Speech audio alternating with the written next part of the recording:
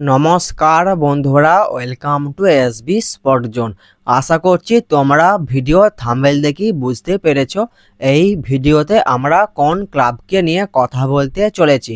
এই ভিডিওতে আমরা মোহনবাগানকে নিয়ে কথা বলবো, কারণ মোহনবাগানকে নিয়ে বেশ কয়েকটা গুরুত্বপূর্ণ আপডেট পাওয়া যাচ্ছে। এই আপডেটগুলি আজকের এই ভিডিওতে তোমাদেরকে জানাবো।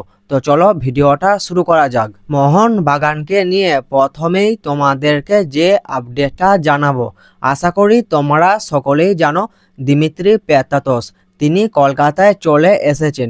দিমির আগে কলকাতায় এসেছেন জেসন কামিংস এবং জেমি ম্যাকলারেন। তো এই দুই বিদেশি প্লেয়ার তারা দিমিত্রি পেত্রাতসের আগে কলকাতায় চলে এসেছিলেন। তো যে খবরটা পাওয়া যাচ্ছে, ডায়মন্ড হারবার এফসি ম্যাচের আগে মোহনবাগান ম্যানেজমেন্ট তারা তিনজন বিদেশি প্লেয়ারকে ডুরান্ড কাপের জন্য রেজিস্টার করালো। তাদের মধ্যে রয়েছে জেমি ম্যাকলারেন, জেসন কামিংস এবং দিমিত্রি পেত্রাতস।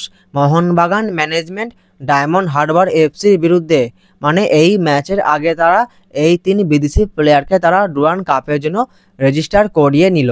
এরপর ব্যাপার হলো এটাই যে মোহনবাগান ম্যানেজমেন্ট তারা এই তিনজন বিদেশি প্লেয়ারকে ডুরান্ড কাপের জন্য রেজিস্টার করিয়ে নিয়েছে। এই ডায়মন্ড হারবার এফসির বিরুদ্ধে এই তিনজনের মধ্যে কারা অ্যাভেলেবেল থাকতে পারে, যতটা সম্ভব জেমি ম্যাকলারেন এবং জেসন কামিংস তারা যদি এই ম্যাচে অ্যাভেলেবেল থেকেও থাকে, কিন্তু দিমিত্রি পেত্রাতস তিনি হয়তো এই ম্যাচে অ্যাভেলেবেল নাও থাকতে পারেন, কারণ তিনি এখন এই সবে এসেছেন। তিনি এখন কোন পর্যায়ে রয়েছে বা তিনি কতটা ম্যাচ ফিট রয়েছে, অনেক কিছু দেখার বিষয় রয়েছে। তো সেই জন্যই বলছি তার এই ম্যাচে অ্যাভেলেবেল থাকার সম্ভাবনা খুবই কম। আর অ্যাভেলেবেল থাকলে জেসন কামিংস এবং জেমি ম্যাকলারেন তারা হয়তো এই ম্যাচে অ্যাভেলেবেল থাকবেন। তো দেখা যাক শেষমেশ কি হয়। মোহনবাগানকে নিয়ে পরবর্তী যে আপডেটটা তোমাদেরকে জানাবো, আশা করি তোমরা সকলেই জানো মোহনবাগানের ইয়ং স্টার ডিফেন্ডার দিব্যেন্দু বিশ্বাস তার একটা চোট রয়েছে। তো তিনি চোট পেয়েছিলেন, আশা করি তোমরা সকলেই জানো। তো দিব্যেন্দু বিশ্বাস তিনি এখনও পুরোপুরি ফিট হয়ে উঠতে পারেননি।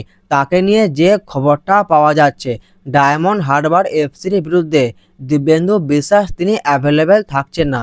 দিব্যেন্দু বিশ্বাসকে নিয়ে এইরকমই আপডেট পাওয়া যাচ্ছে। আপডেটটা তোমাদেরকে জানিয়ে দিলাম। তোমাদেরকে আরও একটা খবর জানিয়ে রাখি, ডায়মন্ড হারবার এফসির বিরুদ্ধে মোহনবাগানের যে ম্যাচ আছে, ওই ম্যাচে মোহনবাগানের কোচ মলিনা তিনি স্টার্টিং 11-এ বেশ কিছু বড় পরিবর্তন আনতে চলেছে, এইরকমই আপডেট রয়েছে।